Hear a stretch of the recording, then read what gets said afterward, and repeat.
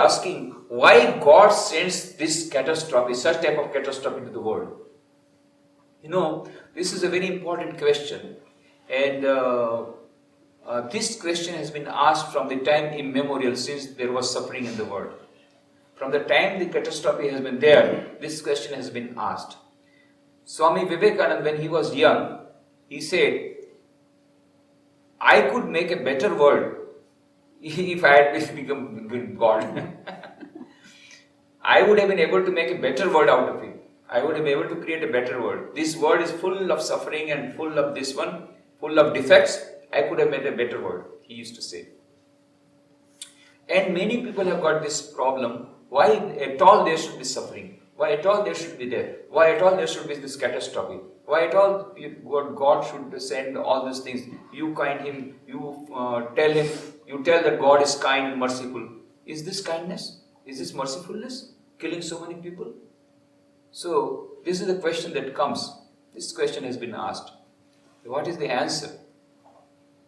So, a devotee of Sri Ramakrishna used to say beautifully, you see, the meeting in which God passed this resolution that there should be suffering in the world, I was not present at that meeting, so how can I tell you?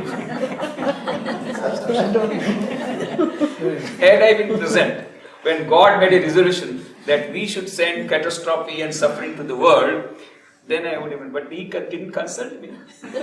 I was absent. But this is one way of telling. Sri Ramakrishna explains it.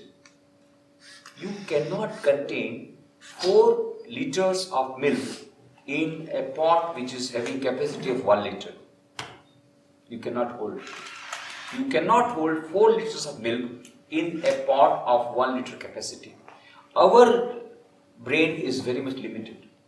Very limited brain capacity we have got.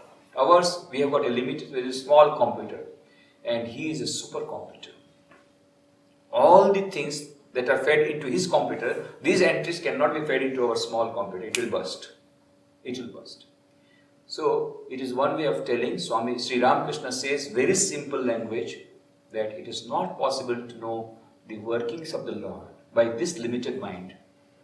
And when you go scientifically, that supreme reality, who is playing all this mischief, if you call it mischief, is beyond time, space and causation. And we are within time, space and causation. This is called Maya. Maya is within time, space and causation.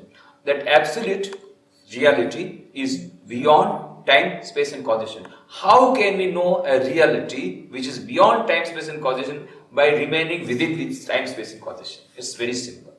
Now that is, but still, the human mind wants to know, and wants to try. The latest book is by Paul Davis, one of the greatest scientists of the modern times. Paul Davis. He has written a book, latest book. It is on my table in Porbandar. We have a beautiful library. We get all the latest books on all subjects. Try to get it.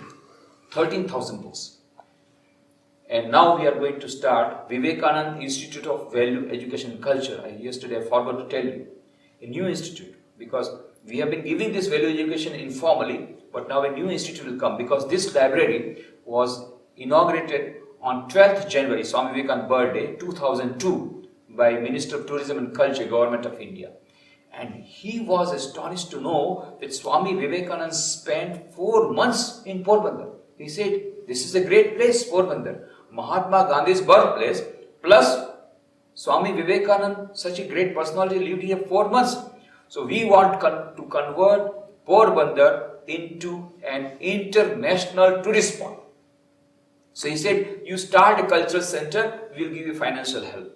And without our asking, normally it's very difficult to get government grants, but he himself, without our asking, without our proposal, sent 1 crore rupees, that is 10 million rupees immediately, to start a cultural center. And so now we are going to start Vivekananda Institute of Value, Education and Culture.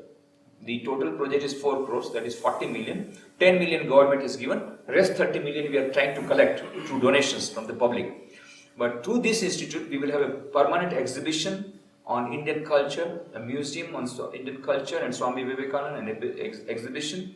In the same building in which Swami Vivekananda stayed, a monks quarter, staff quarter, auditorium. In Gujarat. In Gujarat, in Porbandar. Auditorium, meditation hall, classrooms, audiovisual section, mobile audiovisual unit.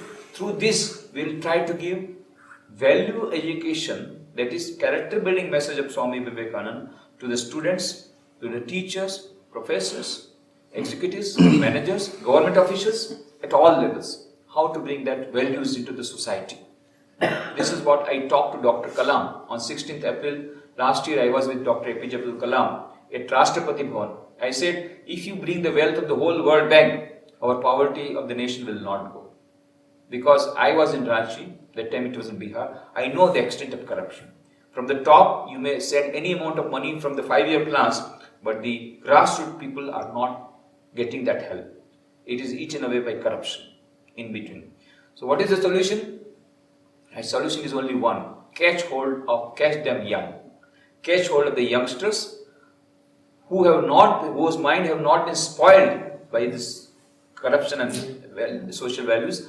So give them these higher values so that their character becomes strong. When they become top officials, they get key positions, they will not do corruption because their base is very good. So we have to start from that level. That's why we are meeting the youngsters. I go all to various universities, educational institutions, talking to them about value-oriented education, character-building education. And I'm getting very good response. You will see from audio cassette how vibrant they are, how lively they are. So much enthusiasm for getting these values. So that is working very well.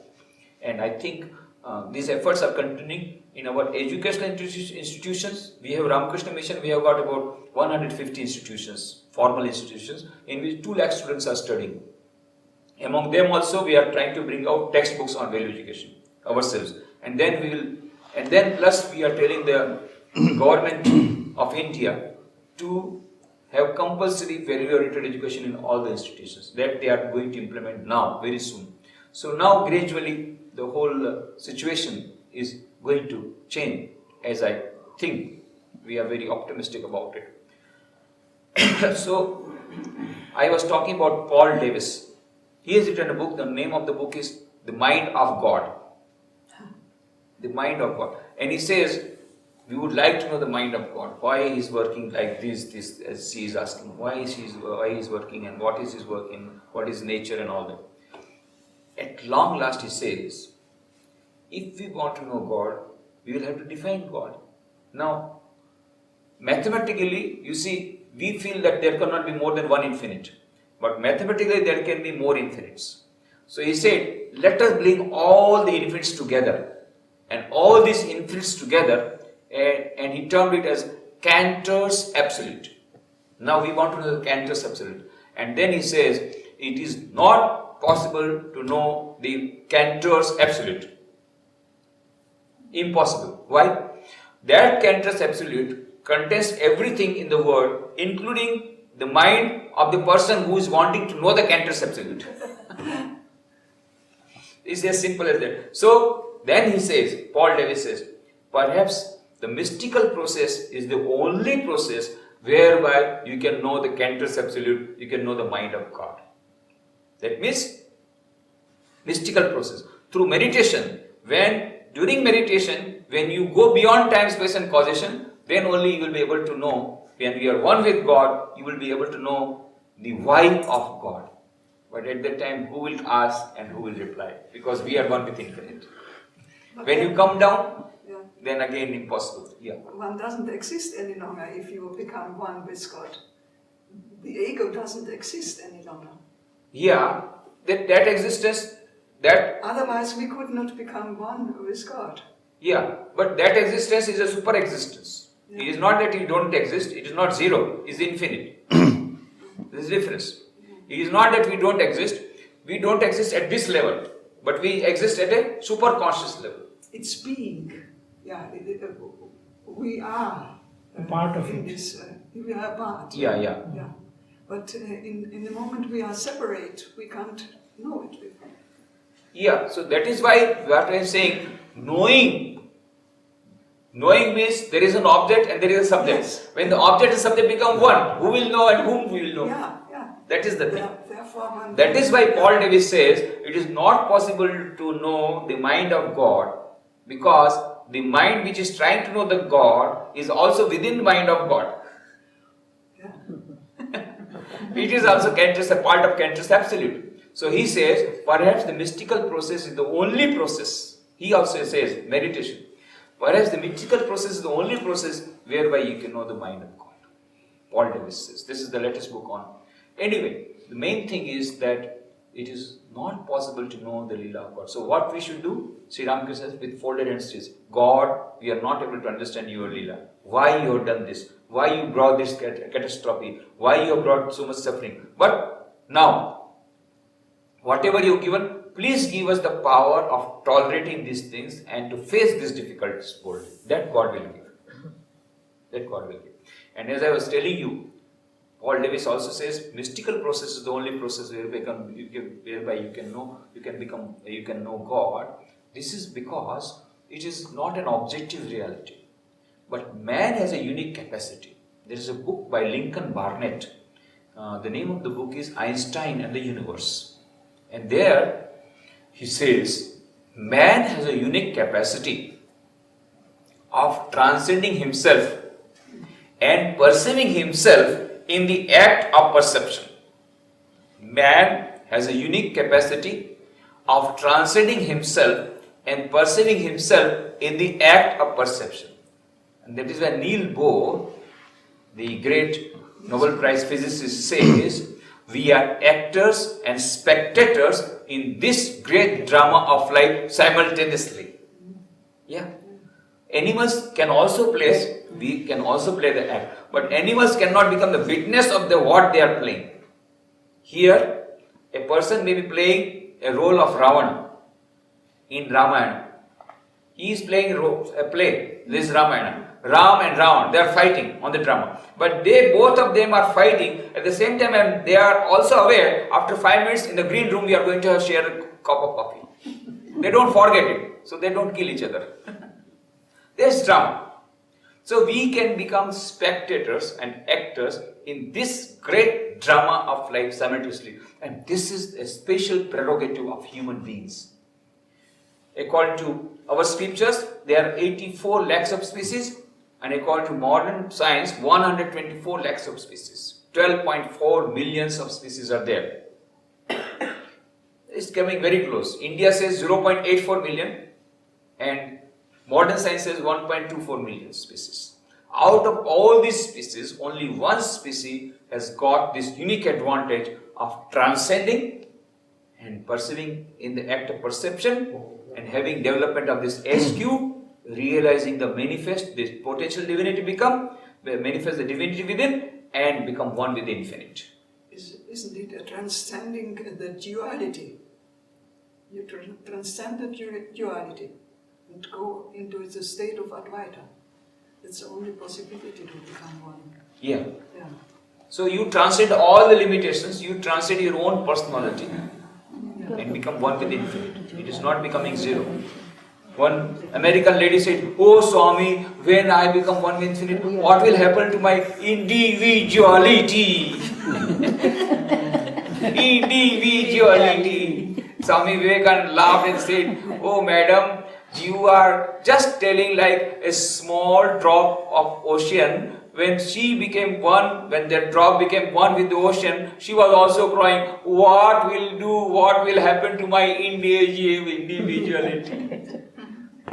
You are one with the ocean. How great it is. Now you are so far, you are a drop. You don't lose your existence. You become one with this infinite ocean. It's same existence, infinite bliss, infinite ananda, infinite knowledge. You are becoming one with that ocean. It is not dying, it is not zero, it is becoming infinite. So, that is the answer of your question. Let us not try to know a question, let us not try to understand. Very difficult to answer. But then, we have certain answers. Those who believe in, if you are thinking about God, then this is the answer. But some people are trying to know rationally, why there should be suffering to me. For them the answer is, rational answer is, it is nothing but the law of karma. Law of karma is supreme in this mental world. Just as the law of gravitation is supreme in the physical world, law of karma is supreme in the mental world. But it is also the law of duality. It's wars, war and not war. In duality, you have both. Yeah, You yeah. must have both. Yeah. And the same cruelty which is in the war, you have the other side, the good side. Yes, the good and bad will be always there. It's Yeah. always. So where there is good and bad, there will be balance. good karmas, bad karmas. They will try to superimpose upon each And the other. balance Yeah. is there. If we have so terrible wars now, and One coin, one side is happiness, one side is misery. One side is good, one side is bad. If you take the coin, you have to take both. That is why Swami Vivekananda says, happiness comes to a man wearing the crown of misery. Happiness comes to a man wearing the crown of misery. You cannot simply have happiness minus suffering, because they are both aspects of the same coin. Good and bad, happiness and misery. This is the world of duality. As long as we are duality. And when we are in the world of duality, we have to remember there is something called law of karma that operates. Now, whether you believe it or not, the law will operate. Beautiful example is given in a book by Stephen Covey. You know, that book is very famous. Stephen Covey, the name of the book is 7 Habits of Highly Effective People.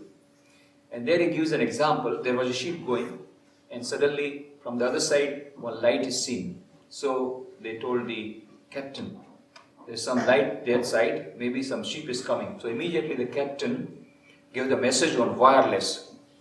Please move your ship by 20 degrees, otherwise it will collide. Now the message came from the other side. Please move your ship. Now he again sent the message, again the same message. Now he was furious. The captain said, I am the captain of the ship, commanding you to move your ship. Who is at the other end? Then the message came, Sir, I am a humble operator of the lighthouse. I am a humble operator of the lighthouse. If you don't move your ship, well, you are going to suffer. I don't mind. These are called lighthouse principles. I don't believe in the law of karma. Whether you believe it or not, the law will operate. Galileo said, Earth is moving around the sun. That was going against the Bible. So he was called. He was called. Somebody told, you are going to be executed today. So he was called. Did you say that the earth is moving around the sun? When did I say, sir? So you agree that is the sun who is moving around, which is moving around the earth? Yes, I agree. Live. So then they asked, what, you fellow, you told, I have seen with my own telescope that the earth is moving, and again you. What will happen? You see, whatever I say, it is earth which is going around the sun. It is not going to stop revolving around the sun. And this was heard by someone, and they reported the king. Again he was caught and executed. So, it is the law will operate.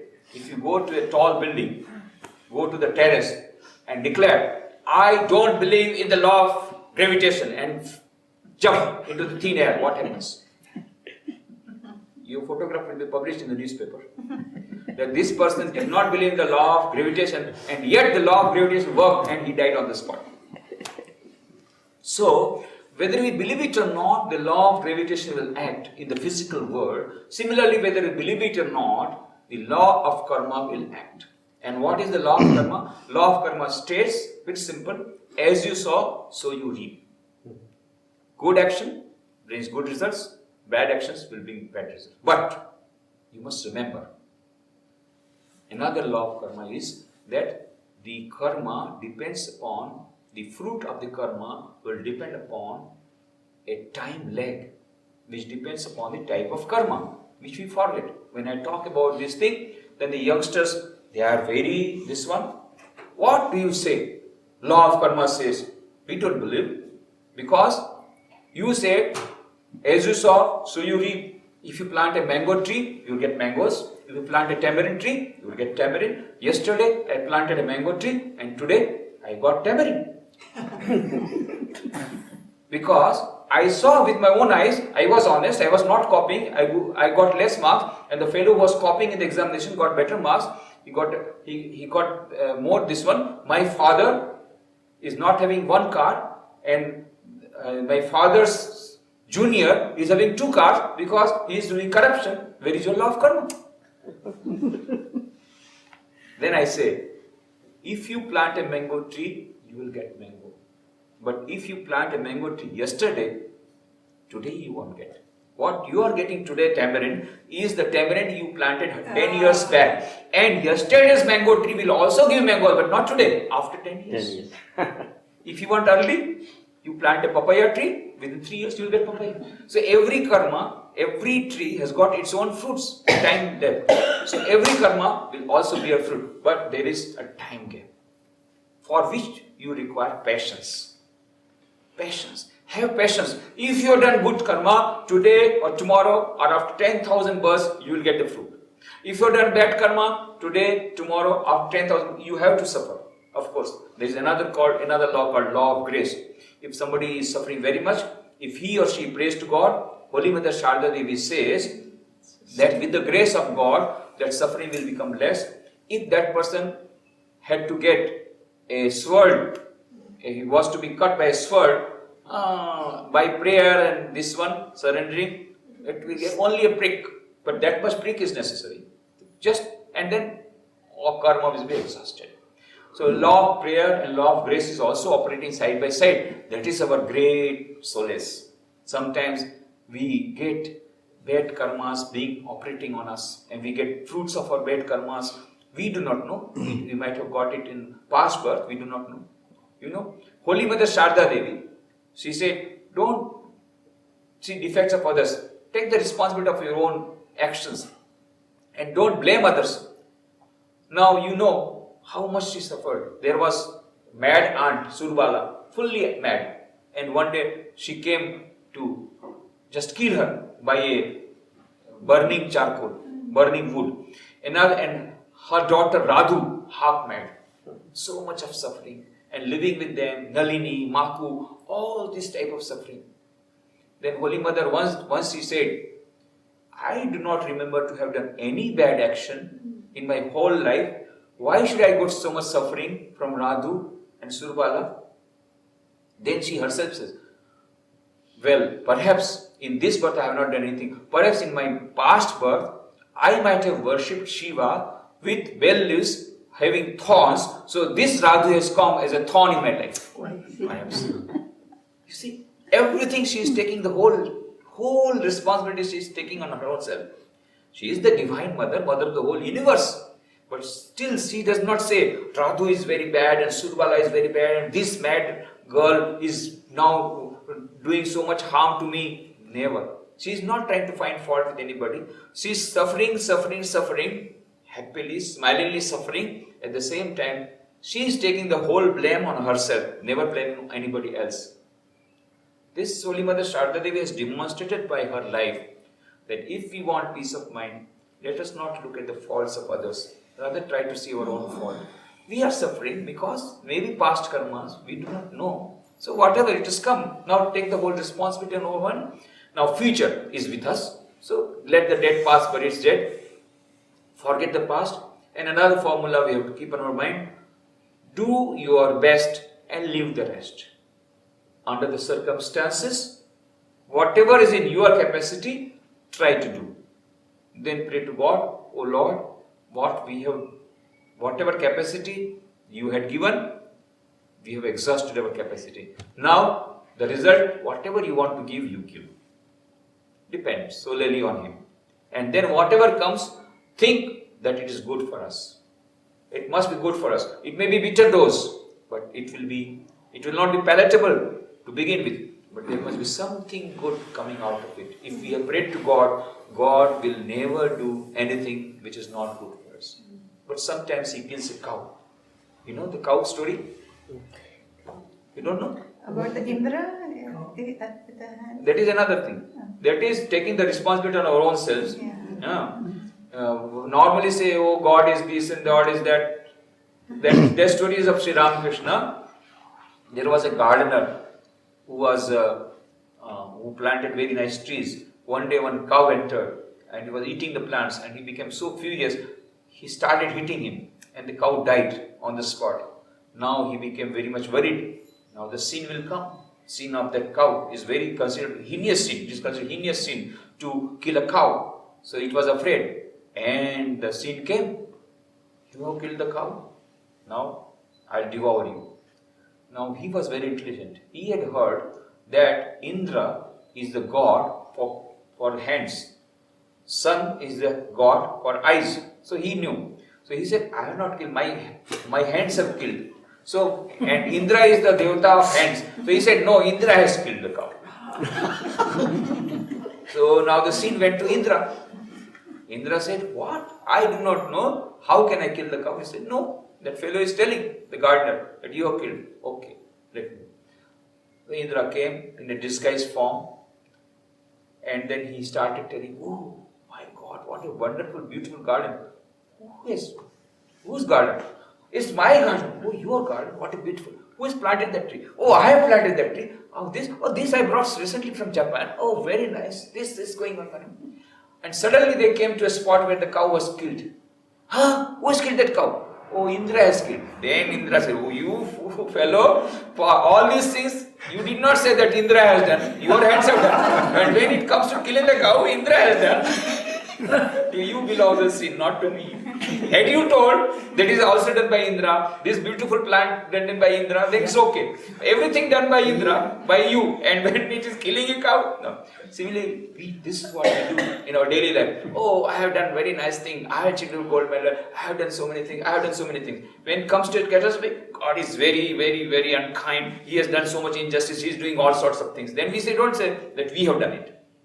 We take all the credit and give discredit to God. But those who are devotees, they give credit to God and can take discredit to themselves. Oh, there may be some mistake of mine. God can never do a mistake. Maybe I am not a mistake. As Holy Mother Shada is. What I was telling about is there another story of the cow. Vishnu, is considered God, and Lakshmi, Vishnu and Lakshmi, both came to the earth in a disguised form. Vishnu took up the role of a beggar, and with his wife, they came to a place of a rich person. Please give some alms. Then the guard said, get out. No, you won't get it. No, at least give something. Now he said, no, nothing you can't give. Now the owner, the person was sitting inside. He said, who is there? Who is making all sorts of noise? You see, this beggar is not going. Not going? You just give him nice sticks, nice beatings, he will go. Go on giving beatings till he goes. Then the Vishnu started running away along with his wife. While running, he said, I give you a curse. Let you have 7th floor of your building. There was 6th floor only. You must have 7th floor of the building. He went away. Then they came outside the village.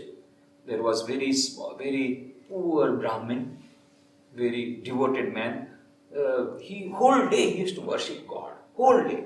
Only one thing, worship God. He had only one cow. Only one cow, and that cow will give some milk. He will sell that milk, and from that whatever earning he will have, from that he will feed himself. Nothing else, no other support excepting that cow. And he was leading the life of a very nice devotee. Now when he went, Vishnu, and he was a very nice, kind-hearted man. Please come. You are Atithi Devo Bhava. You are guest. You are our God. You say, I am a poor man. I can't give you anything. But anyway, we don't have anything stored. But today's milk is there. I have not yet sold. So please take a little milk. So they took the whole milk, both of them. Then they became this one. Then they were going away. Vishnu said, I give you a blessing. Let your cow die. He went. Now Lakshmi could not contain herself. What is this? I heard Shiva always drinks, bhang, and he gets intoxicated. But you are not doing bhanga. You are not taking any liquor, and still you are doing like this. Huh?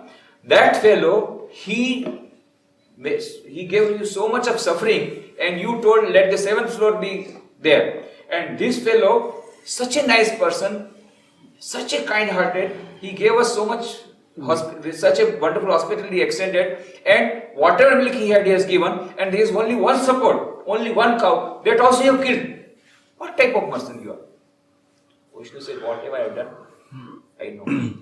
You do not know that rich person, he amassed great wealth by wrong means. And with that, he has built 6th floor. And he has got 6 types of diseases. Now the 7th floor will come and he will get the 7th disease and he will die. I tell them sometimes, you count the number of stories. If the wealth is by immoral means, then that person must have that number of diseases. Bigger the building and greater the number of diseases. Greater the wealth, greater the diseases. Because it's immoral. It has to give diseases. It has to give that much problem. Now, this fellow, you do not know how much devoted he is. Day and night he is praying for me. And he loves me so much that I have also started loving him. And now I can't live without him.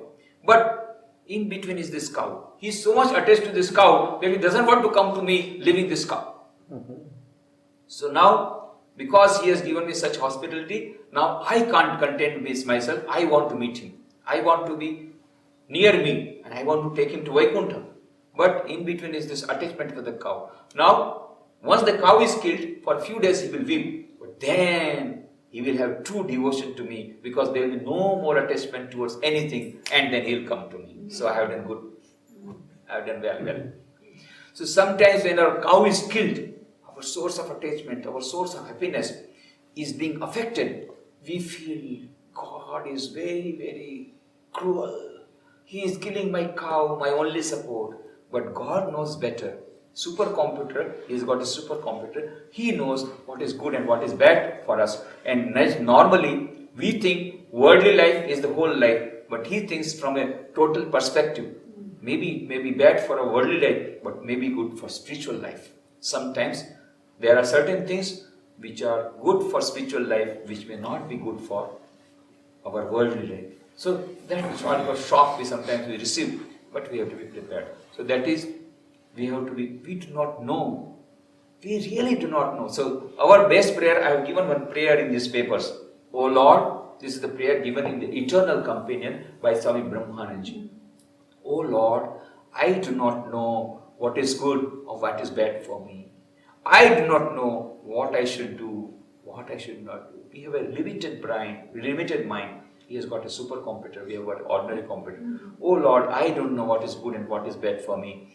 I am entirely dependent on you. Surrender ourselves to Him. Oh Lord, I am entirely dependent on you. Grant me everything I need for the spiritual life. Take me along the path that will bring me the greatest good. Give me faith and strength to remember you and meditate on you constantly. That is the beautiful prayer. I have already given that prayer. It is already there in the book, Eternal Companion. But I have given one copy here, along with all my papers. That will be here. You can copy it. So that is the prayer we should do. That will give us peace of mind. Whenever there is a problem, our problems will be always there. There will be tension. When we pray like this, do our best. Let us try to do our best under the circumstances and then leave the rest unto God. Then we will get peace of mind. And should we now come to I have some questions. Yeah. I have 4 questions. Sure. Question number 1, it would be interesting for me and for the others to know something personally about your life. I'm not going to give details of your beard data, but how you personally came in contact with the Vedanta and decided to become a monk. What was the motivation behind your this time? Question number 2, about the Coventry session. You just told some of the results. I would like to know what were the outcomings from the session regarding the things which were not functioning. The things that are functioning is okay, but there must be some things which are not functioning. Question number 3 is that Swami Vivekananda, in his last 80s and 90s, he died in 1902. He was criticizing the bad points of Hinduism, the negative touch of Hinduism, for example, the caste system, and especially neglecting the service to humanity. Not Ishwar Bhakti, but the Manava Bhakti. And the question is, do you think that these preachings of Swami Vivekananda has brought some fruitful results in India after preaching? And the last question is, when I discussed the philosophy of Vedanta with my colleagues in the university, I have big problem to discuss with them. Yeah? They don't understand this philosophy of Advaita, not dualism. Yeah? If I tell them, that the only truth is the holy absolute Brahmas, and this neglecting touch of Maya, that they can't understand. They say Maya is a product of God, and how you are neglecting this Maya. It's a part of you, especially in Islam and Sufism. I have done master thesis about the Sufism. The Sufi says to God, I personally don't like this word, yeah, but it's because in your creature, in German called Gottes Schöpfung, yeah, because it's your product, and just to please you, I'm liking this word. So the main part is that they understand this, totally neglecting the importance of word, Maya. This is something which they can't understand. And sometimes myself, I can't understand. How can you neglect the Maya totally? Yeah, now I will go one by one. I will go in the reverse direction. Last question I take first, that is about Maya. Now, fortunately for us, the modern quantum mechanics at our help. Mr. Bell, this great scientist, gave a theorem that all the particles of the whole universe are interconnected at a deeper level. This had been verified and experimentally proved by David Bohm, for which he got Nobel Prize. And that is why Schrödinger says, consciousness is a singular of which the plural is unknown. Consciousness is a singular of which the plural is unknown. It is one holistic universe. It is one consciousness permeating the whole universe, one reality permeating the whole universe. It is not two, Advaita. And this is what our scriptures say, Isha Vasamidam Sarvam Yatkincha Jagatyam Jagat Tena Taktena Bhunjita Ma Grida Kasa Siddhanam. This is the one supreme consciousness permeating the whole universe. And the same thing has now been proved by the modern quantum mechanics. So this is a great discovery of the latest times. So we have that particular thing. Whether you believe it or not is not a question of belief. This they have proved scientifically. They have observed scientifically how the protons move, how the electrons move, what is the speed, what is the velocity, and all that. So it is ultimately one non-dual truth. That is the subtext and basis of everything which Advaita said. Now, when we come to the practical level, at present what do we find? That we are experiencing this Maya. We are within time, space and causation. Einstein talked only about time and space, but Swami Vivekananda said, a basis of Vedanta, no, there is a third factor, and that is causation. Modern science has yet to come to that level. But this time, space and causation, when we are within that, we are within Maya. As long as we are within Maya, we are operating within Maya, we have to observe, we have to obey all the rules of Maya. And one of the rules is law of karma. By following the law of karma, a stage will come when we will be able to go beyond time, space and causation and beyond Maya. So the aim is to go beyond Maya, go beyond ignorance.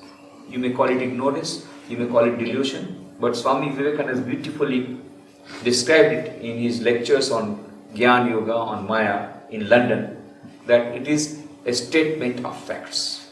This is a statement of facts. Yes, we are born, we die. This is a statement of fact. Why? We cannot ask. This is what is happening all around us. This is Maya. So, the idea is to go beyond Maya and become one with that one supreme consciousness. Till that time, we will have to observe or suffer all the consequences of within Maya. Is that okay? But this is a product of God, or not? Again, you don't now. When we are scientifically calling, don't call God. Who is God? Again, when you are God, then you are a devotee. You see? So let us have only one line of action. Either you are talking like a scientist, no God. We are talking in scientific terms. It is only one reality, supreme reality. You may call it God, doesn't matter what is there. But then when it comes to God, then there is some other connotations. When a devotee says God, then he with folded hands says, "Oh Lord, you are supreme, you have got supercomputer, I have got a small computer." The scientist says, no God, nothing. We want to know the reality. So take either of the stand. Take either of the stand. When we take the reality stand, this is the reality. When you talk about God, well, here the devotee says, "Oh God, it is your Maya, please save me from your Maya." When it is a devotee, either you take the platform of a devotee or you take the platform of a jnani, of a rational person. You cannot be in between. Don't travel on the two tracks. Take one track. Now come to the second question. But just a question. The Maya is not being neglected, as he said, in Vedanta also. Vedanta is not neglecting Maya, is it? No, it is not neglecting. But it is a second truth. The first, it's not the It's first. not the second truth. It is a relative truth. As long as you see you are in the relative world, you accept it. Ultimately, it is not absolutely, it is not existing. But as long as you are alive, you can accept it. And that time also, it is not saying, don't enjoy the world. Swami Vivekananda says, you may enjoy the world, but once you get attached, gone. So, there are two sides. Swami Vivekananda says in Jnana Yoga, there are two types of people. Some people, they say, eat, drink and enjoy the world. They have lost the way. There are some people who give up all the joys of the world and they are like hermits meditating on some supreme reality, but they are following the joys. They have also missed the world. Then who are wise people who take up the whole thing, enjoy the world, don't get attached. You may be in the throne, sitting like a king on the throne, don't get attached to it. It's attachment that brings misery. Remembering that it's all one supreme reality, taking that supreme reality, same reality is my mother, is my father, is my wife, is my children. I am worshipping the same reality everywhere. Then you are safe. But once the duality comes, attachment comes, gone. So, you enjoy the Maya if you want to enjoy, yes. But remember, this is all relative. One day it is going to break. This chain of illusion has to break. It should not be a sudden shock to you. You see, we do not want to put flowers on the corpse. Most of the time we are trying to put flowers on the corpse. But once you remove the flower, again it is very bad smelling. Let us accept the reality as it is. Be bold, accept the reality. But that does not mean escaping from the world. That does not mean escaping from the world. Swami Vivekananda says, remain in the world, enjoy its beauty. Yes, enjoy, have joys, all the joys. Don't miss the joy. At the same time, face the reality as it is. Be bold, face the reality. Have the power, reserve the power of non-attachment. You must have as much power of attachment as that of detachment. You see, he said, walls do not have attachment. But they are walls. They do neither enjoy nor they suffer. We don't want to be like walls. We want to enjoy. We want to get attached to our relatives. Yes, we want to enjoy the life. But at the same time, we must know, we must reserve the power of detachment, because anytime it may be done. Because it's all temporary. Everything is temporary in this world. Today I am here, tomorrow I may not be. At 8:46 people were enjoying. One car was going with the bridegroom. 8:47 earthquake gone within 1 minute. Finished. 1.5 minutes, everything finished. 10, 20,000 people killed. Earthquake. Anytime we may be killed, there may be heart attack, it may not be earthquake. I can die any moment. So we can die any moment. So this is a temporary reality. As long as it is there, let us enjoy. Now that means, to be very clear, the Vedanta philosophy is not, yes, if Verteuflung, demonizing the Maya. No. Is it It clear? is enjoying Maya. It is enjoying Maya. Yeah. At the same time, the ultimate objective is to go beyond Maya. The objective of Vedantin is to rise above Maya, is to be the controller of Maya, the master of Maya rather than to be a slave of Maya. You speak only of enjoying the Maya. There's the other side in the same amount. You have the wars and so on. That's also Maya. Do you enjoy this? So if you say enjoying, you have to transcend Maya to get into peace. To go above it. You can't Because, as I told you, within Maya, it is two sides of the coin you have to accept. Happiness and sorrow. Both are two sides of the same coin. This you have to accept. It may not come to you now, but everybody experiences it in one side at one stage of the other. No, the problem is that the comparison between the Christianity and our religions. The Christianity's rules and regulations says these religions, say the Asian religions, they are neglecting the words. The present. Yeah, the present. They are neglecting it, and That is they are totally not aware of the realities and facts. Hinduism never says don't enjoy the present world and go only. Swami Vivekananda says, I do not believe in a God which cannot give me, which cannot wipe the tears here and giving me heaven instead after my death. I don't believe in that God. He says, I don't believe in a God which cannot wipe the tears of a widow or cannot put a bread into a hungry mouth. No. That is why Swami Vivekananda said, there was a time by the influence of Buddhism, our Vedantist people had become little negative in approach. But Swami Vivekananda said, he was asked, why India became so much there was so much of downfall of India in spite of having the highest philosophy? Then Swami Vivekananda replied, it is because Vedanta was there, but we did not apply in everyday life. So he said, that's why he was asked also, what new thing you have given? You are talking only of the Upanishads of Vedanta. Yeah. He said, yes, I am talking only of the Upanishads of Vedanta, but this knowledge of Vedanta was forgotten. Adi Shankaracharya came and he brought forth this Vedanta knowledge again, but he put it in forest and caves. And I am born to bring this knowledge of Vedanta to the forest, from the forest to the every house, to the laboratory, to the industries, to the business houses, to the offices, in every field, how this Vedanta can be applied. You can be living in the world, you may be doing your work, at the same time, you may be enjoying the world, at the same time you can be a Vedantist. Now this is called practical Vedanta. So Swami Vivekananda said, what we want today is practical Vedanta. A Vedanta which becomes practical in our everyday life, which will give not only joy after our death, but joy in our everyday life. Which will not convert our work, only worship into worship, but also convert work into worship. This is the greatest beauty of Swami Vivekananda. That is why Sister Nivedita, Miss Margaret Noble, as you know, in her, there is complete works of Swami Vivekananda. 8 volumes are there. His lectures, his conversations, his letters and everything. Now the 9th volume has come. In the introduction, Sister Nivedita writes that she asked Swami Vivekananda, is it true that Hinduism says that only one is real and the world is unreal? Brahma Satya Jagat Mithya? Yes. And does Buddhism say that one is unreal and many is real? Yes. And then Swami Vivekananda says, and I and Sri Ramakrishna have come to add that one and many are the same reality seen from different angles at different times. This is the beauty of Swami Vivekananda's philosophy. It's one reality. And he had that realization when he was wandering throughout the country, as I told yesterday, when he came to Almora. Almora, there is Kakri Ghat. There is one person from Almora. Yeah. And Almora, near Almora, there is Kakri Ghat. Under a tree in Kakri Ghat, that Kakri Ghat, that tree is still there. Under a tree, Swami Vivekananda told his Guru Bhai, Swami Akhandanandaji, there's a beautiful small river going. Oh, it's a beautiful place, Ganga. I want to meditate here. So he started meditating there.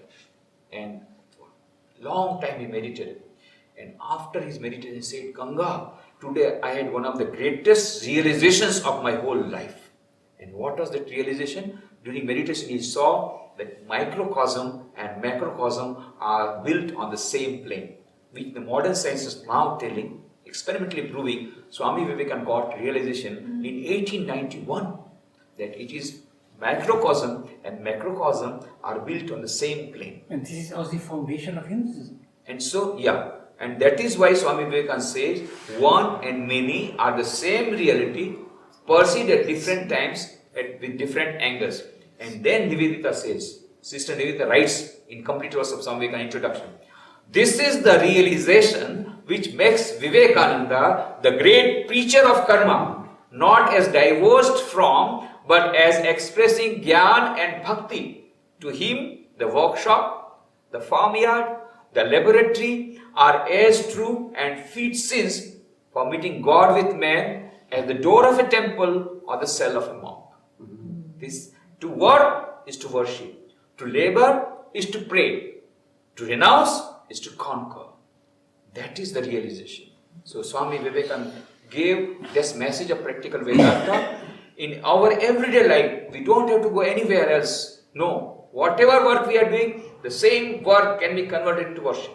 You don't have to give up your joys, but enjoy the life. At the same time, remember, this is temporary.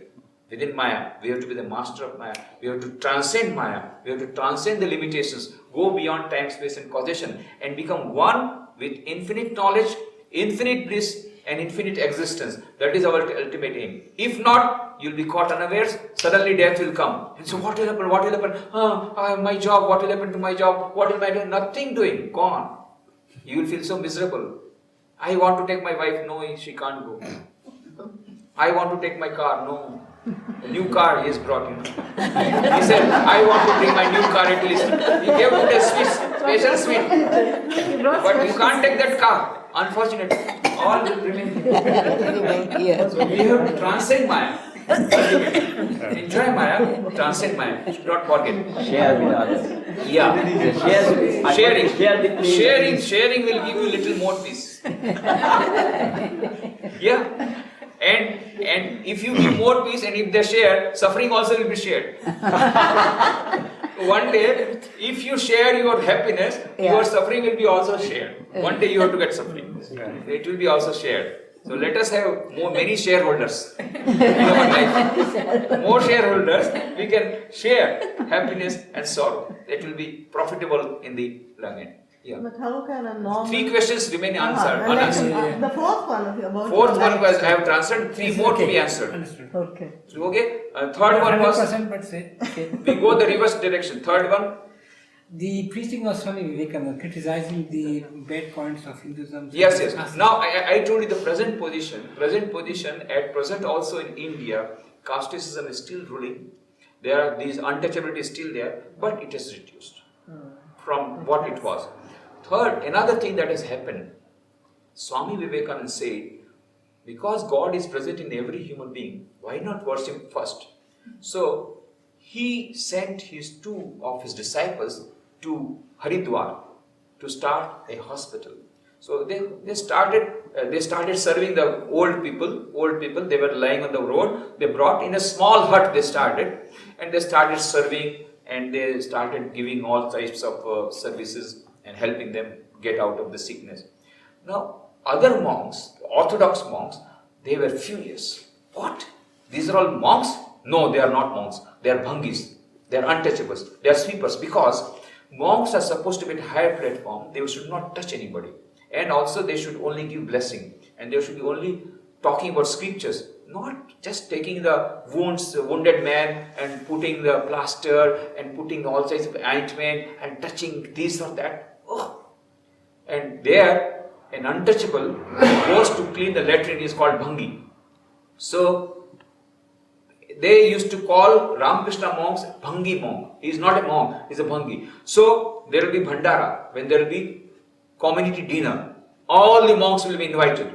But monks of Ramakrishna Mission will not be invited, because they are not monks, they are Bhangis. They are touching all sorts of things, and their whole day they are, instead of meditating, they are just serving these patients. No, they are not monks.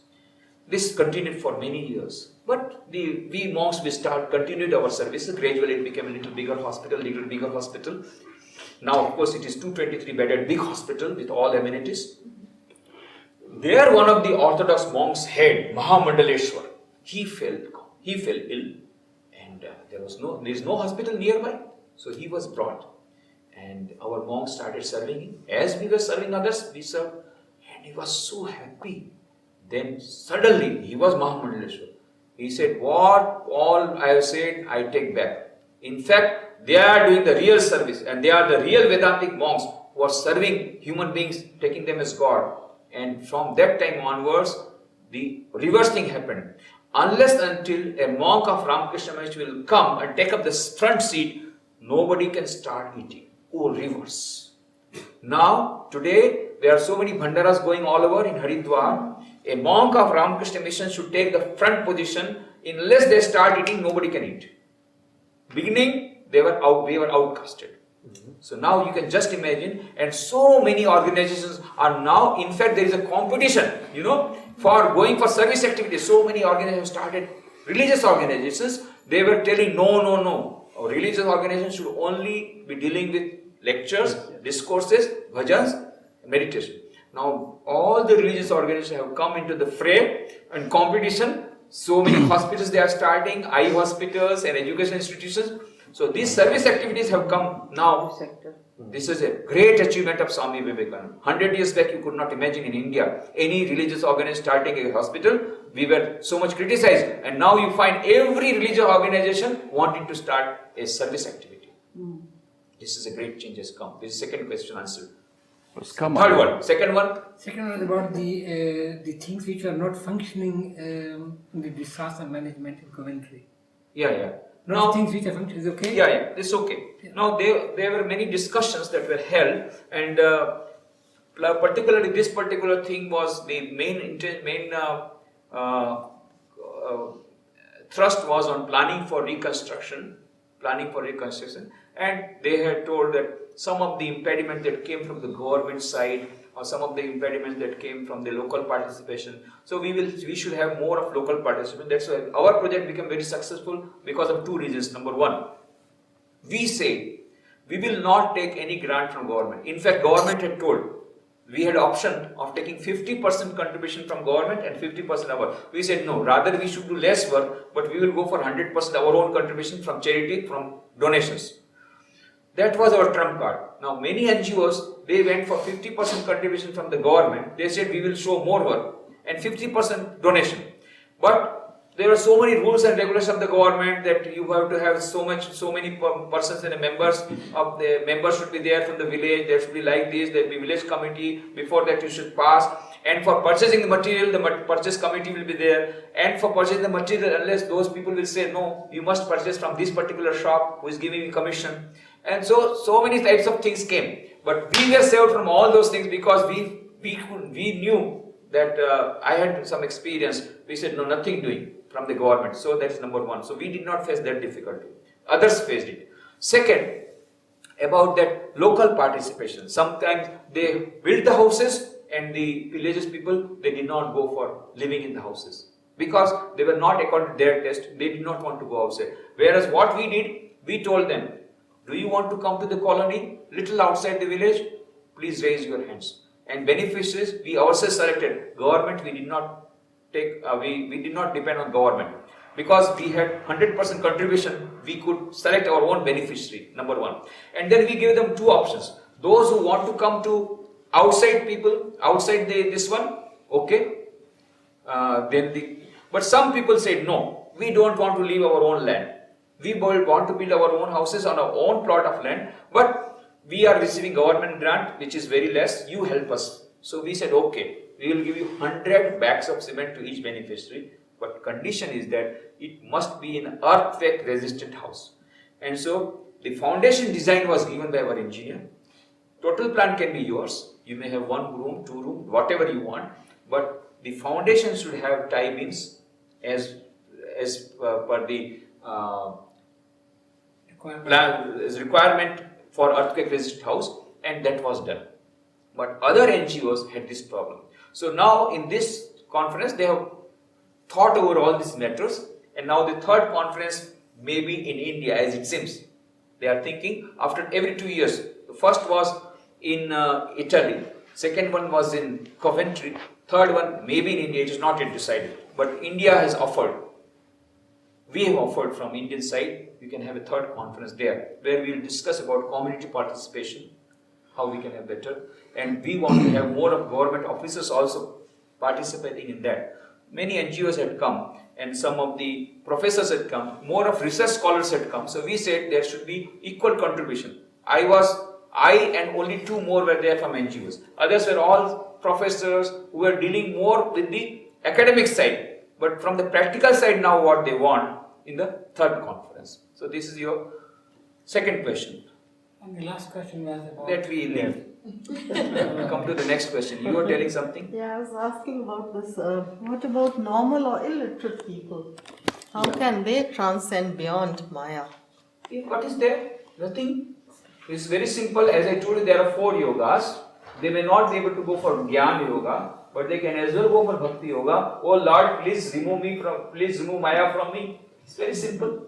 Bhakti Yoga is there for the people who are not literate. Doesn't matter.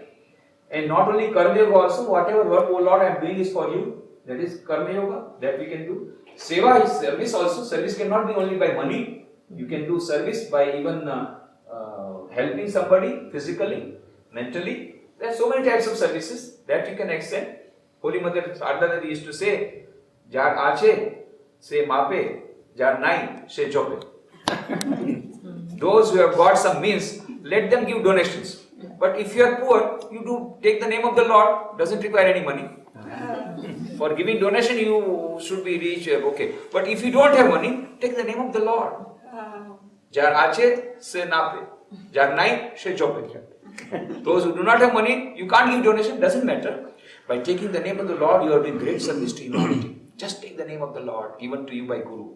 Mantra Diksha, those who are taken, let them take the name of the Lord. That will give tremendous peace of mind. That is another thing that I wanted to say, but now the time is up. On meditation, there are various techniques. Yeah, you wanted some question? No, it's okay. I think now, first question you didn't answer properly. That we bypassed, because there is no time. Yeah, about this mantra Diksha, is it important to have a mantra for peace of mind? This is a very good question. Now you see what is the meaning of mantra? Mantra means mananat tvayate iti mantra. The word, the thing that helps you in concentrating your mind is a mantra. When you sit down for meditation, you will find, we will have practical meditation, you will find the mind wanders here and there. It is very difficult to concentrate. The nature of the mind is always going out, wavering. So, mantra, when you take up a mantra, particularly when a mantra is given by a competent guru, a competent master who has himself practiced that mantra, so he is charged with spiritual power. When you take a mantra from a competent guru along with that spiritual power, then that mantra has got certain subtle power. If you repeat that mantra, it helps you to concentrate your mind. Without mantra also you can do. And now this mantra can be obtained without guru also. You say Om, Om, Om. It's a good mantra. You just chant Om, Om. That also will give you power. That also will help you to concentrate. But when you receive mantra diksha, at the time of mantra diksha, the guru imparts that mantra which has been made live by his own efforts for a whole lifetime. He has been practicing that. So along with that, he gives his power. So the disciple gets a double advantage. It is not only the mantra, but also the power behind that mantra that comes along with that. And that helps him or her to concentrate better. So, yeah. And is this mantra supposed to be kept a secret for this person? Yeah. He's not supposed to tell it to anybody else. In our mantra diksha, I will tell you, in our tradition, in Ramakrishna order, there is mantra diksha. When the guru gives, it is meant only for the disciple. He or she should not divulge it. Why? Because it is too sacred. It is secret. Why it is to be kept secret? Because it is too sacred. Now, supposing you have got a diamond, Kohinoor diamond with you. Will you show it to everybody? Or will you keep it preserved in a safe deposit vault so that nobody steals it? Isn't it? It is the same feeling. You don't want to share something which is very sacred to you with all, one and all. Isn't it? It's very secret. And why secret? Because it's very sacred. And is it the same as initiation also, what they call it? Initiation and mantra diksha both are the same meaning. what we call initiation. Initiating means starting the spiritual life. That starts with mantra diksha. The guru imparts the mantra and the disciples, along with the mantra, the whole procedure is given. How to meditate, how to chant the mantra, how to pray. Total mantra diksha is given. Mantra diksha time, all the instructions are given. That helps one in doing that. And today we are going to have such a session. Yeah, we will have We learn how to meditation. meditate. I will tell you what are the types of meditation techniques, what is the advantage of meditation, and we will have a practical session on meditation also that we will have. And since the question answer has started, we will have it say about 4 o'clock, 4:30. 4:30 we can have. 4:30 after tea we can have. After tea, 4:30 to 5:30 we will have a session during which we will have meditation session, and we can have this one and we can discuss about meditation, about mantra diksha. Before that, I want to finish all the questions. Yes? My question is that about this Shrima. Before she died, yeah, she loved her niece Radu Yeah. very much. Yeah. She always looked after her. Yeah. But before she died, but days before, yeah, she said, I cannot do anything for you, do whatever you like. Yeah. What is this attachment? Why can he say that? Then people say that Srima will prepare to leave this world, yeah? So I have read, I don't know. Yeah. Why there was a affection and everything. And suddenly she says, there is no distraction, nothing. Yeah, that is the beauty of Holy Mother. She could do it because she was Holy Mother. She was the Divine Mother. We cannot do it. Anyway, now it all came about this way because you read the whole biography, then only you will understand. Sharda Devi, when Sri Ramakrishna left the body in 1886 on 16th August, he left the body. So Holy Mother Sharda Devi was feeling all alone and she had no child also. So one day she was feeling all alone, she was feeling lonely. Oh, I don't have anything to look after, anybody to look after, and I am so lonely. Then Sri Ramakrishna showed her a girl. He said, you take that girl will be your support. After that, once that was a vision, and after that, Radhu came and she could see that this is the same girl that Sri Ramakrishna had pointed out, that taking her as the support, you will live. So Sharda Devi purposely, voluntarily got attached to that girl so that her body will remain. Otherwise, she would not have been alive. Now, when her work was over, it was time to depart. So that attachment was gone. As it had come, it had gone. That is the beauty of the great persons. They can attach at will, they can get detached at will. We get attached very soon, but very difficult for us to get detached. And that is the problem why we suffer. Swami Vivekananda says, attachment is the source of all our miseries. In the book Work and Its Secret. So, after lunch, no lunch today. Sri Ramakrishna used to say, empty stomach, no religion. But let us have lunch, then we can understand this better matter. Yes, over lunch also. It's right. It's at 1. That's right. Lunch is at 1 o'clock. Detachment. There's another question. Yeah. Another question. Time for No, we say that. We can continue till 1 o'clock? Yes. No, not up till now, but because we people, the Have to who warm are the working in things. kitchen, yeah. Yeah. See, they must leave now. Yeah, so I think let us, we will have an informal chit chat, and after lunch, informal chit chat. Those who want to meet me personally, they will meet me, and 4:30 we will have another session of question answer and meditation. Sure. Thank you. Thank you. That Thank was you. good.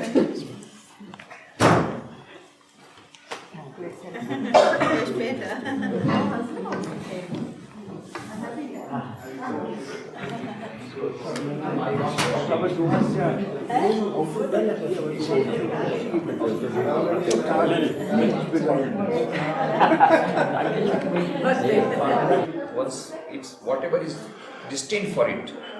But human beings have got freedom of choice, which is not available in this species, other species. Willpower. But when human being, when they have got the authority, when they go down, is there any possibility for them going down? Means what I At that time, no. For example, somebody has done very bad karmas. There are two types of theories here. One set of theory says, some set of people says, no, there is no adhogati. They will go on only as human being, only they will have to suffer more consequences, that's all. They cannot go to more human. Another set of group says, no, they can go down even to the animal level. Supposing if somebody has done a bad karma like a dog throughout the life, he will be born as a dog, he will suffer for that time. Till that time he will not have freedom. But then again he will come back to revert, after exhausting his karmas, he will come back to a human being and start from where he was. Oh, I see. Not as a dog. As a dog, he hasn't got any power. I see. He has not any power. No freedom. But till that time, he is bohemian. Again, he comes back to human being. Again, the freedom starts. Willpower. Universal consciousness is being taken by us, God, or Brahman, or whatever. If God says, I incarnate myself in particular does it mean that all of that consciousness, universal consciousness to have complete form? Ishvara is not universal consciousness. Again, Ishvara is the universal consciousness coming through the mist of Maya. He is coming the relative world. He is not absolute. It is again coming to the relative world. God, absolute, plus Maya, the universal Maya, plus universal consciousness, is equal to universal, is called Ishvara. And that Ishvara is manifests incarnates. Does it mean that at the same time can be more than one idea, one here, one there, one there? Well, for Ishvara, anything is possible. For Ishvara, he's got infinite power, he can do anything. But these incarnations, they come, they say, for a specific purpose. At regular intervals of time, when there is virtue subsides and increase. This is in the Gita. Yada yada masukane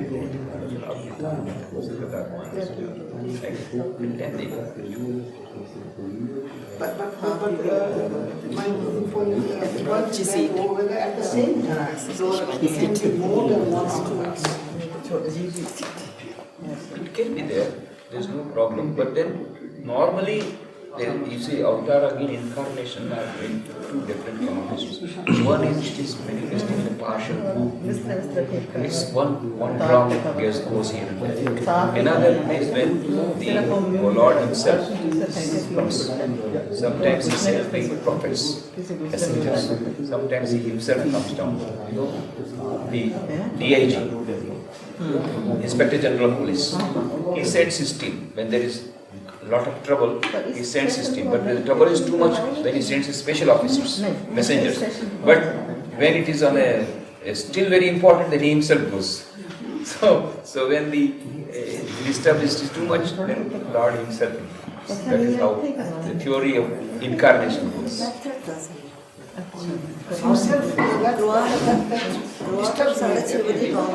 If it disturbs you, don't go for it. Don't go for it. You see, if it disturbs you, take up whatever philosophy that suits you. If you are taking up Advaita, take up Advaita. Forget about Avatar. Avatar is for those who are weak. Those who are weak, those who want some support, for them there is Avatar. If you are Advaita, it's okay. I am God. When Swami Vivekananda went to Rajasthan, then there was one Panditji. He said, I do not believe in your incarnation and all that. I believe in Advaita. I am also God. I am also Ishvara. I am also incarnation equal. What is their special incarnation and all that? And Swami said, oh, you are also incarnation. Yes, I agree. But you tell me which incarnation you are. Because he had a lot of incarnations. Matsya avatar, Kurma avatar.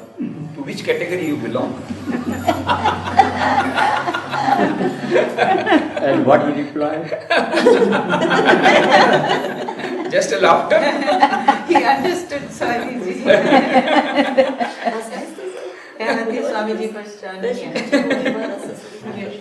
Welche Kategorie? Hat ja nur humorvoll gesagt. Ja, weißt du das überhaupt nicht? We have Dasavatar, no? Matsya Avatar, Kuruma Avatar, Nrsimha Avatar. So many of them are there. Which category you belong to? He said, I am also Avatar.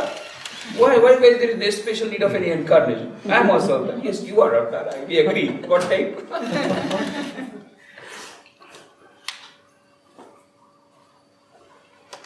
You can be allowed to sit her. She has got It's sleeps all already. right. Thank you so much. No, no, yes, please, You can please. come that side.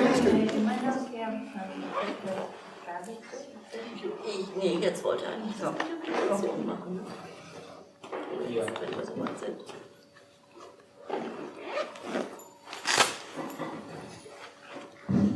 All have come? I think that's Or anybody one waiting? car has come. Huh? Some car has come. Some car has come? Yes, some guest were. Yeah, I thought so. Our guest. Yeah, I heard. I thought Please check up. someone has parked in front of her house. I think Mr.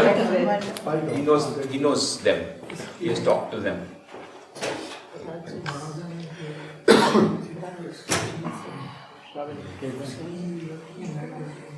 I would also like to know, Swami, how much of free will does a human being have?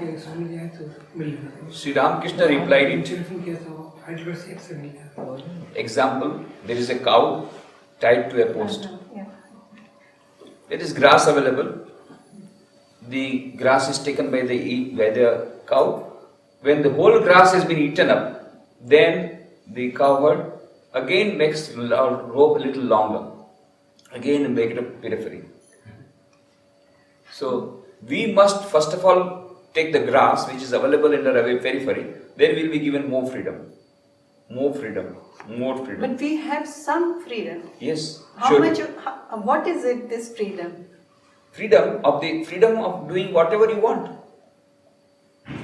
But it is conditioned by your past karmas and past It is samskaras. conditioned. Yeah. Past samskaras are there, isn't it? They It are is not completely- free then. If it is conditioned, it cannot be free. So you are not completely free. It is a circuit.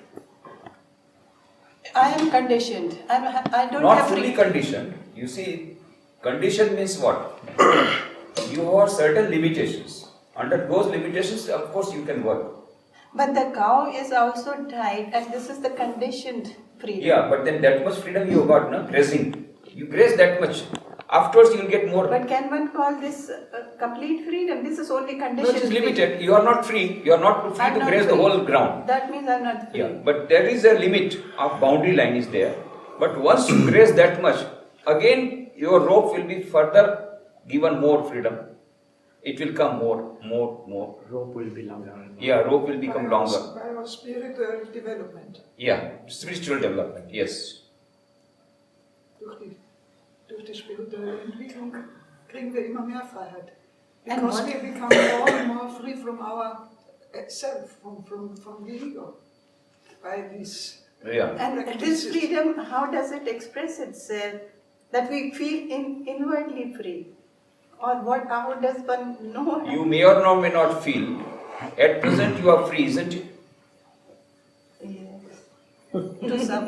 Isn't it? You have the freedom of attending this. You could have come to this. You have come to this retreat. You could have as well gone to a party, music party, but you opted for it, whereas your friend did not opt for it, and he went for a dancing party. Disco party. Disco party. Really went, no? I don't know. I'm just telling by assumption. Might have. In our So- age, we don't go to discos. So, huh? in our age, nobody goes for discos. We accept it. He told disco. I said any other party, maybe a marriage party, maybe something else. There are so many diversions for a human being now in the society. So you opted for a spiritual retreat. Yes. Somebody opted for some social pleasure or social function. Somebody else opted for some business, making money. Yeah. It all depends. And as you opt, so you get. Today, because you came here, that's why you are getting this one. Willingly or unwillingly, you have come here. So, Of course, willingly. Holy Mother says, if you go and have Ganga Snan, you see, there are two types of Ganga Snan. One is that you go yourself and have Ganga Snan. And second is, it is so much, it is very chilly and you don't want to take bath, but your friends just pushes you and so you fall down. Then again you have Ganga Snan. Both will give you the same result.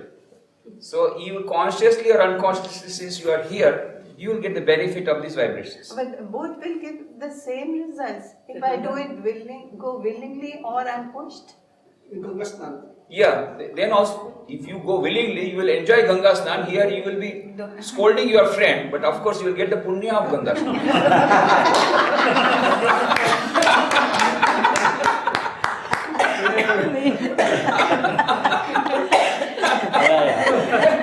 You will enjoy your Ganga Snan if you go willingly. That is If you better. come willingly to the spiritual retreat, you will enjoy it. And if you are pushed, you are morose all the time. Why I have been told? Was it not Swami Vivekananda that you said, if we are bound to die, why not die in a pool of honey instead in a pool of dung? Yeah.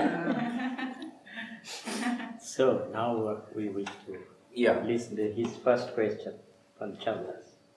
Yeah. Yes? No, that was the first question. It's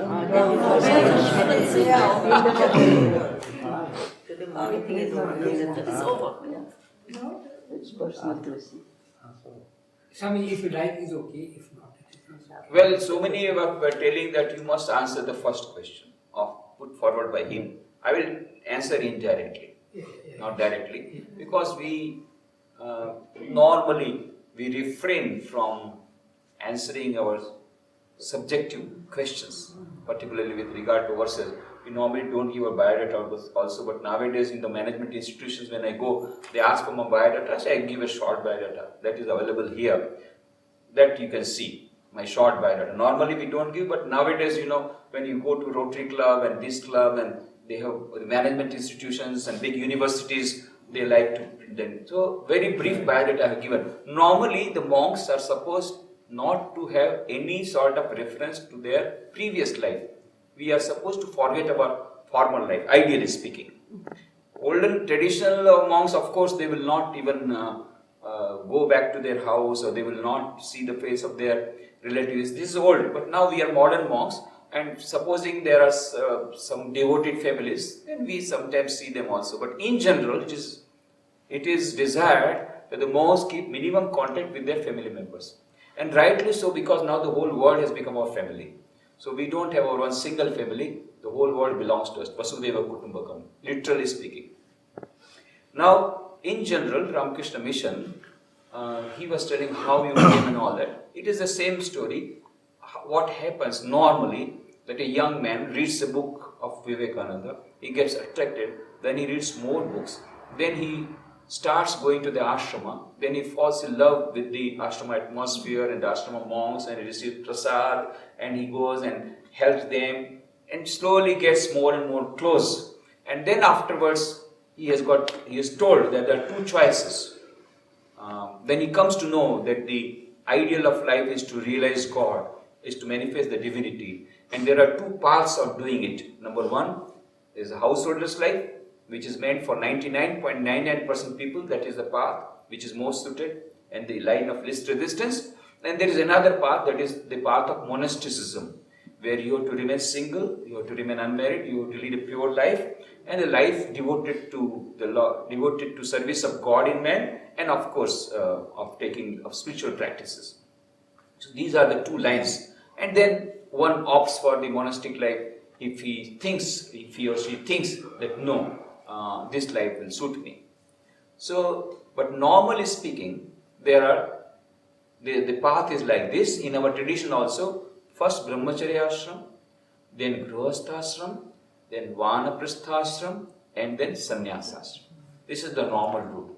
That is why when Dr. Kalam came, APJ Abdul Kalam came to Rajkot, I went to Rajkot to invite him for Porbandar, 25th December 2001. He had come for a Christ College function in Rajkot. So I sent him a message. I want to meet you, to invite you for Porbandar, for inaugurating the school building. He said, you are a monk. I will come to meet you in your ashram. I was surprised. So he himself came to the ashram, Rajkot. He was in a hurry, he was to go to the airport. In between, he faced some time and came to the ashram. So when we are showing him around our exhibition, he said, Swamiji, they are telling me you can't become a monk. Can I not become a monk? They say, because you are not married, how can you become a monk? So somebody would have told them that brahmacharya, grahastha, you are not a grahastha. How can you have 1% sannyasa? Somebody might have told. So immediately I got the idea. I got the point. I said, you see Dr. Kalam, now time is very short, I have to explain the whole thing. You see Dr. Kalam, there are two types of flights. One is a hopping flight, brahmacharya, grahastha, vanprastha and sannyasa. And there is direct flight also from brahmacharya direct to sannyasa. We have taken the direct flight, we the monks of Ramakrishna Mission. Then he said, oh, I will also take up the direct flight. But you have to pay more. You have to pay more. It's more costly. In terms of suffering, in terms of hardships, yeah, it takes more time. Hopping flight takes more time. This takes less time, but it has more money, more sacrifice involved in the monastic life. So it's your choice whether you want a hopping flight or a direct flight. If you want immediately, no, this very birth I want to realize the benefits, the potential, and I don't want to enter the paraphernalia. And he has come to a conclusion that the whole world is my family, and he wants to worship God in man. Basically, the formula, the motto that has been given to all the monks of Ramakrishna Mission, why Swami Vivekananda started Ramakrishna Mission, is Atmano Mokshartham Jagat Hitayacha. If that is the purpose, you come. So many youths come to us. We want to join Ramakrishna Mission, we want to become monks. Why? I want to realize God. Get out. Why? You go to Himalayas, forests. If you want only realization of God. Then some come, I want to do social service. Get out. There are so many NGOs working. Join them. But if my ideal is, I want to manifest my divinity, I want perfection in life, I want mukti, atmano mokshartam, while doing jagatitayacha, while serving God in human beings. Yes, if you accept these both the twin ideas, then only you are welcome in Ramakrishna Mission. Because here, as I told you, it's a combination of 4 yogas with special emphasis on karma yoga. Morning and evening, we are practicing 3 yogas, Jnana Yoga, Bhakti Yoga and Raj Yoga. But whole day we are having karma yoga, some type of service activity we are having. In Western countries we are having less, but in India we have to have a lot of service activities. We are all involved too much in our activities because there it is required. People are very poor. So Swami Vivekananda said, don't you feel ashamed? People are suffering and you are taking nice food here in the ashrama. No, we have to be with the people. There is God within them. And Swami Vivekananda says that as long as even a single dog of my country is without food, my whole religion is to feed it. As long as even a single dog of my country is without food, my whole of religion is to feed it. And I do not believe in a religion which cannot wipe the tears of a widow or cannot feed a hungry mouth. So Swami Vivekananda's religion is very humanistic in nature. He says, if you can see God in the temple, in the church, in the mosque, can you not see God within a living human being? There you have to have Pran Pratishtha in the temple. But here already Pran Pratishtha is there in every human being. It is a living human being. Can't you see God in them? And then he says, why do you want to dig a well by the shores of a river? Here is a big river going on and you want to dig a well? Here is the human being in which there is God.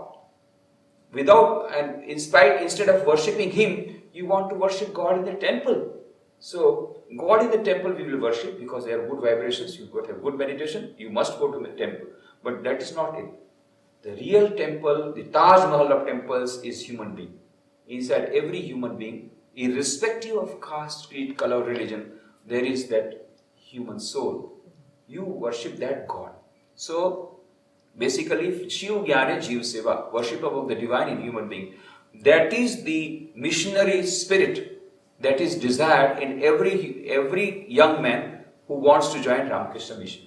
So, he must be, first of all, unmarried, wants to lead a pure life, wants to lead the life of service to God in human being, and wants to lead spiritual life. Basically, it is a spiritual organization.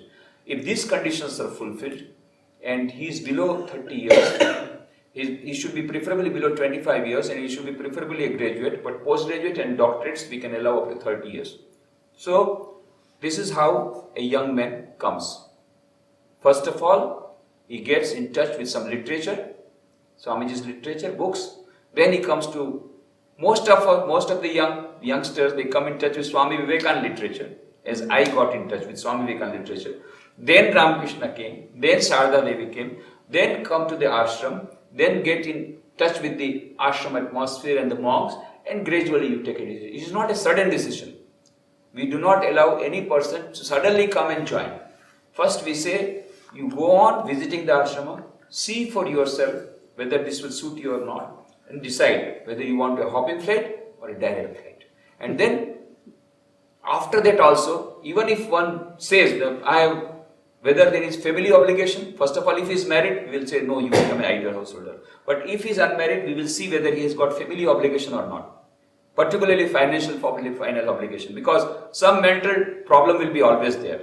Parents would feel little dejected. That's for a temporary phase. Afterwards, they feel very happy. But in the beginning, that type of problem will be there. But if he is the only son and there is nobody to feed the parents, then we say no. Your first duty is to serve your parents. But if there is no family obligation, then we say, okay, you come, but first year is a pre-probationer's life. 1 year, pre-probationer. So you see us and we see you. Anytime we can say you, please move out of the door, and he can also leave without any reason. After 1 year, we fill up the form that is called pre-probationer's form, and there we take thorough medical test, X-ray, ECG, all types of tests are there, whether medically fit or not, and then certificates, graduate certificate, all certificates. Then we enter. Then we send the form to our headquarters. Then he becomes a probationer. Then there are 4 years of probationer's life. Is this brahmachari? Brahmachari. Yeah, he continues to remain white dress. The day he comes, he starts wearing a white dress. But but the lifestyle is the same. That is worshipping God in man, going to the shrine. Only thing he is not given great responsibility. He is given some work to assist in a monk. He will not be made in charge of a department. That's all. Then after this 1 year of pre-probation, there are 4 years of probation period, during which 2 years minimum he has to pass in Belur our headquarters, which there will be intensive training on scriptures and also on Ramakrishna Vivekananda literature and on comparative religions. After passing these 4 years successful, there will be examination also on various papers. There will be papers on Gyan Yoga, Bhakti Yoga, Raj Yoga, and so many other Sanskrit and Bengali and English and all that. Then, after passing this training center, he will be given Brahmacharya Diksha. Then he will become Amuk Chaitanya, Brahmachari Amuk Chaitanya, Brahmachari Vibhu Chaitanya, Brahmachari Shuddha Chaitanya, like that. The name will be changed. Till that time, he will be Brahmachari plus the first name, say Brahmachari Prakash, Brahmachari Pradeep, like that. Then, after these 5 years, after he become Brahmacharya, then 4 years of Brahmacharya, again he will practice. Then total 9 years of this period is over. Then found suitable, then he will be given Sannyas Diksha. Then there will be Virja Home on Sri Ramakrishna's birthday in Belur Math. President Maharaj will give him Sannyas Diksha. Then he will become Swami Amuk Ananda, Swami Vaneshananda, Swami Shuddharupananda, Swami Vitamohananda. Ananda will be suffix, prefix will be Swami. What is the significance of Ananda? Huh?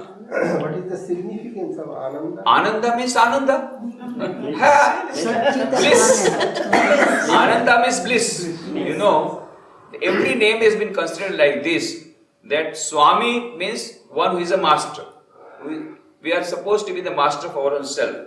This is our ideal. So that name has been given by the Guru, that you have been the master of yourself. Now, then, for example, Nikhileswaranandaji. Nikhil means the whole world. Ishvara means Lord, the Lord of the whole world. And Ananda. Ananda, bliss coming out from the God of all, God of the whole universe. This is the ideal name, very big name, long name. This is the ideal for which we are striving. So Ananda is bliss, infinite bliss. So every monk has to remember that his ideal is to get infinite bliss. Ananda. That is our this one. And Swami Vivekananda said, we are the children of Ananda, immortal bliss. Why should we be morose? Yes. Swami Vivekananda, he said, the first sign that you are becoming religious is that you are becoming cheerful. So be always cheerful. To be happy and smiling always takes you nearer to God than any prayer in this world. To be happy and smiling always takes you nearer to God than any prayer in this world. And so be cheerful. The first sign that you are becoming religious is that you are becoming cheerful. He says, long faces do not make religion. And says, someday when you are depressed and when you are morose, don't go out of your room. Don't go out of your room. You do not have the right to spread this disease of melancholy into the world. That's right. That's right. If you are morose, if you are terribly depressed, sit in your room. At least you are depressed. Don't make others depressed. Some people have got this tendency. When they meet others, other people also start feeling depressed. They are full of negative ideas. So much full of negative ideas. Yes. When somebody meets, he also feels, yes, I should die immediately. The whole world is bad. This is bad. This is bad. This is bad. There is nothing. And so I should also commit suicide along with him. So some people are so jovial. They are so full of ananda. When they go there, there is an atmosphere of joy. As Swami Vivekananda, wherever he goes, so much joy, bliss, ananda. Why? They are spreading. They are full of positive thoughts. They are full of ananda, so they spread ananda. So Swami Vivekananda says, always be cheerful. The first sign that you are becoming religious and spiritual is that you are becoming cheerful.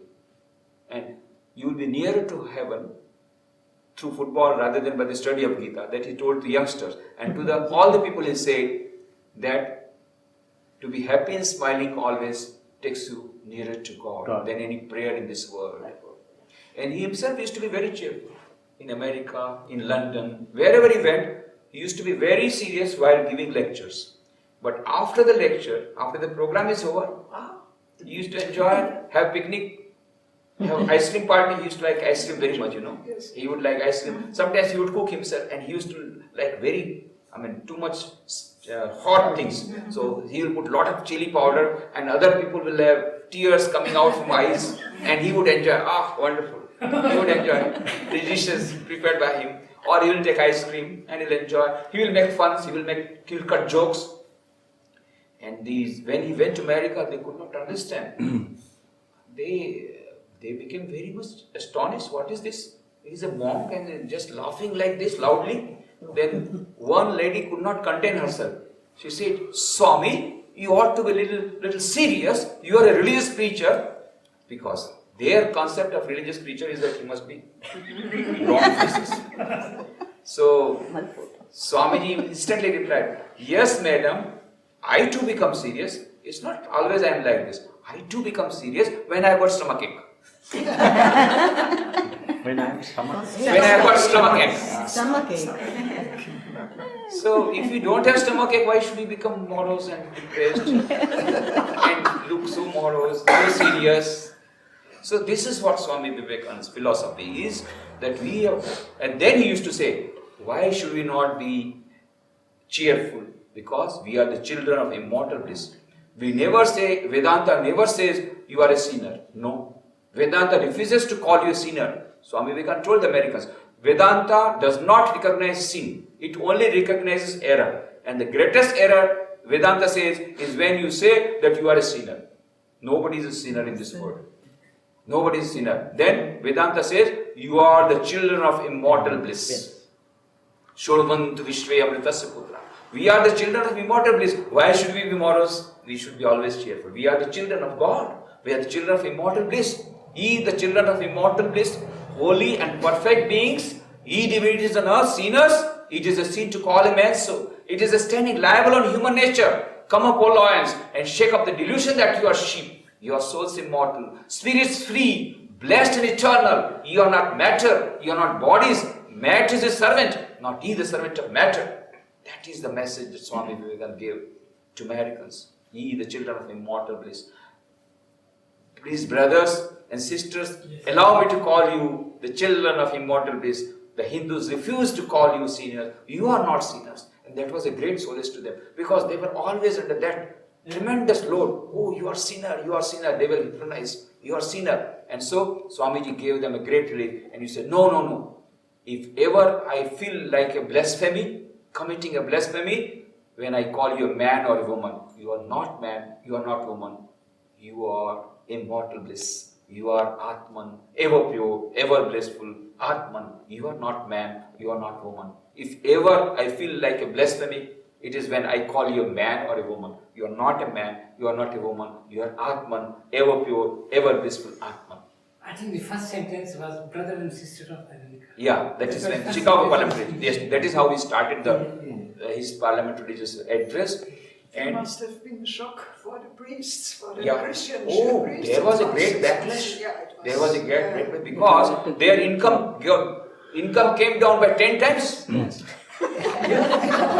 Mary Lee Bird says in New Discoveries that their income became 1/10 because so long they were spreading the message that India doesn't have any religion. The Indians do not have religions, and the Hindus, they are most uncivilized and most uncultured. There's no religion there, and so they are so uncultured, uncivilized, and they were printing the storybooks in the children's books. They were printing with the photographs that they are Hindu women. They are so cruel. They throw away their children into the river to be eaten by the crocodiles, and they hang their children into the trees, and they are so they burn their wives on the fire, and all those sorts of things. So send the Bible there, send the Bible there. That was the song the children used to sing. And so the Christian missionary said, please give us money so that we can send Bible there to Hindus in India. They're all uncivilized and uncultured.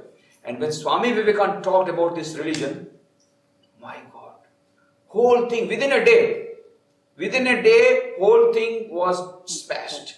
And then the New York Herald, the most popular newspaper of Chicago, of America, said the greatest figure in the Parliament of Religions is Swami Vivekananda.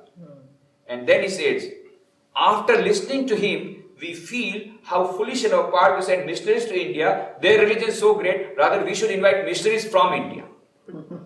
Whole thing topsy-turvy. And then because of this, the Christian mission, some of the Christians, of course, became great friends of Swami Vivekananda, as you know, and they became great friends and admirers. But those were Orthodox. And in fact, the Parliament of Religions inside story was they wanted to claim that Christianity is the highest, best religion. The reverse thing happened. People thought that Hinduism is the topmost religion. So all their plans failed. Now some of the Christian missionaries, particularly in Detroit, they became very furious. And they were very much against. And so they sent all sorts of nuisance and messages and wrong types of news about Swami Vivekananda, and they invited him for the party, for the dinner, for the lecture, for the dinner, and then suddenly they started asking questions about Christianity. Now, Swami Vivekananda had great knowledge about Christianity. Do you know, when he was traveling all over the country, he used to carry only 2 books with him. One, Bhagavad Gita, another, Imitation of Christ by Thomas A. Kempis. So he knew all about Christianity, so he started giving replies. And then he told something more about Christianity which the fathers did not know. Then this whole public, they said, oh, what is this father? He knows more than the fathers. So their game failed. So they called again. Now suddenly they started shooting questions on chemistry. Swami Vivekananda had the knowledge, encyclopedic knowledge. He started giving replies on chemistry and modern science and all that. Again failed. Now again they called. Now they said, this heathen must be killed. There is no other way out. So they wanted to kill him. As soon as Swami Vivekananda started drinking the cup of coffee, suddenly Sri Ramakrishna appeared before him. Naren, there is poison. And he immediately left the cup. And afterwards it was found really there was poison. They wanted to kill him, but Sri Ramakrishna saved him. So every step Sri Ramakrishna was guarding him in America. It was many times Swami Vivekananda says, I felt every day he used to give 5-6 lectures. One per week he has to give 8 to 10 lectures. Now tomorrow I have to speak. What should I speak? So many things I have spoken, so many places. What should I speak tomorrow? He was under anxiety. Whole night he's thinking somebody is standing by his bed and speaking.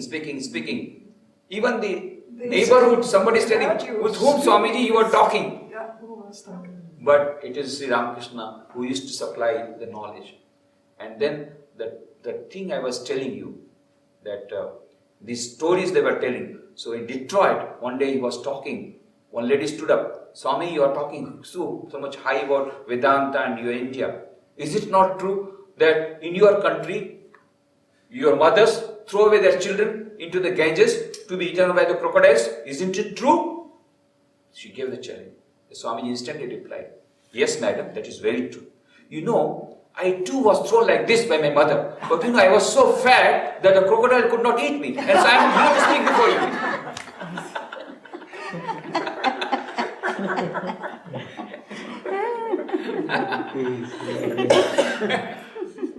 And as I was telling you about the Atman, when he would say, oh, you are immortal soul, you are Atman, you are not this one. Then one lady said, Swami, you are trying to hypnotize us. Then Swamiji said, madam, I am not trying to hypnotize you, I am trying to de-hypnotize you. Already you are hypnotized. I am a sinner, I am a sinner, I am a sinner. You have been always told you are a sinner, and so you have been hypnotized. I am trying to de-hypnotize you. You are not a sinner. You are souls immortal. You are the children of immortal bliss. That is the first truth. That is the second truth, and that is the final truth. But we are all divine. There is nothing greater than this. That is why Swami Vivekananda wrote to Sister Nivedita. Swami Vivekananda wrote to Nivedita, Sister Nivedita. Beautiful letter, very inspiring letter. My ideal indeed can be put into a few brief words. Whole ideal can be put into a few brief words. That is, to preach unto mankind their divinity within, and how to make it manifest in every moment of their life. My ideal can be put into a few brief words, that is, to preach unto mankind their divinity within, and how to make it manifest in every moment of their life. This is all the message of Swamiji Vivekananda. We are immortal soul. So, we are the children of immortal bliss, holy and perfect beings. Why should we be morals? Always remember, I tell the students the story of lion and sheep. What Swami Vivekananda used to say, yes, you are not sheep, you are lions. But just remember, you are a lion. Just remember, you are a lion. And they feel, yes, you are lion or sheep, I am a lion. Then they say, but don't go to the home and tell your mommy, I am a lion, I will eat you up. It is not for eating up your mother. It is for helping your mother that I have made you a lion. But this feeling that I am a lion, I am not sheep. I am a lion, I am not sheep. That gives them a great this one. So whenever again they ask, I am lack of confidence, remember you are a lion. You have got infinite power. Try to manifest that power. Manifest, it will come. So I think we have finished with the question answer, then we can go for the next meditation now. So have I replied to your question? Yes, of course. Indirectly I have replied. To the extent possible I have replied. Yes. Most of us come through reading of the books, then we get attracted. It is not just an accident that makes us come, some accident, because that type of vairagya does not last. Something happened in the house and there is some quarrel, and then you come out. Yes, some children come to us, some youngsters come to us. Then we interview and we find out what is the reason. Oh, because you failed thrice in the examination, that's why you are coming. So you pass the examination, then come. Then suddenly he is found out. Because basically he was coming because he was escaping from the examination. Or because he is not getting a job. No. If you have failed in the worldly life, this life is much more difficult than that life. Right. If you cannot succeed in worldly life, how can you succeed in spiritual life? So first have a sense of achievement, have a job, have everything, let there be good offers from everywhere, and then you say, no, I want to take a direct flight, then come.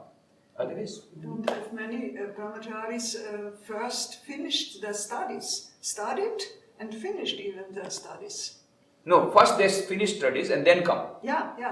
First. They joined the ashrama, before joining the ashrama, they must have finished their studies. Yes. After joining, there is no scope. No. But before, many have finished. Yes. Not many. It's not many, all. All must have finished minimum graduation. Minimum matriculation is there, but now gradually 90% it comes to graduates. Mostly we want graduates. In exceptional cases we make for 10th or 12th, but below 10th no. Below school examination no. But there are exceptions. Mostly they are graduates. Why? Because they will have to work here, they will have to take up responsible positions. And this is the idea, if you cannot pass that worldly examination, how can you pass this examination? It's a more severe examination. That is the idea. And if you are learned, then it becomes easy for you to adjust in this atmosphere, because most of them are graduates. Otherwise they will feel little this one, that oh, all are graduates and I am not. That type of feeling should not come. That is the idea. So that is why they finished this one and then they come.